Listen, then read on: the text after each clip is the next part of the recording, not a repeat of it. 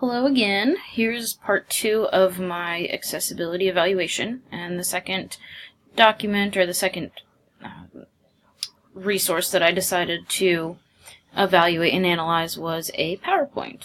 We utilize PowerPoints a lot just to kind of give the kids information. We try not to lecture too much, but at least it gives them some information that we can post for them. So the PowerPoint that I chose was one that I have for my anatomy class, and this is just going over the basics.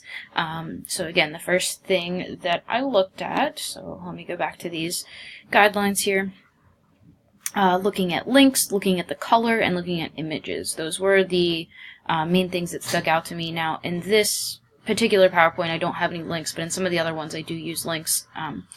But the color as well as images is kind of what I focused on this one. So what I did was I went through and I made sure that I listed some of the information, and I made sure that when I would click on the title and then kind of tab through, that it was reading in the order that I wanted it to read in. And the other thing that I did on some of the slides have images, not all of them do, but this one over here. So again, if I click on the title and then I tab through, it's going to read in this order. And then on the picture, if we go into our formatting and we go to our alt text, okay, so it'll read through here and I'll give a nice description. So again, if somebody has the screen reader or screen recorder on, they're able to read the description of the picture.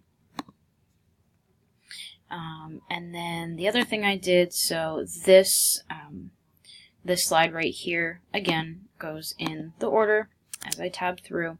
And with this particular part, there's actually a question that I kind of pose to the students. And in a traditional classroom, I have it up on the board and, I pose the question and then we kind of have a discussion. And in an online environment, this might be something where I would post and the students would more or less, take notes on their own. It wouldn't be something that I would necessarily lecture.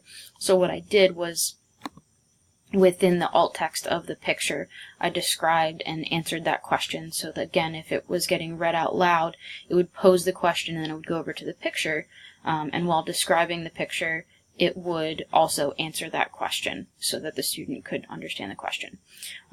Again, when I went through and I checked the accessibility on this, the guidelines that I used from the website were very good, and the only thing it suggested me to do was to check the order of the reading, which I went through, made sure that it made sense as I tabbed through, that that's the order that I would actually say it in. I kind of actually, said it out loud and read it out loud to make sure it kind of went through and it flowed well.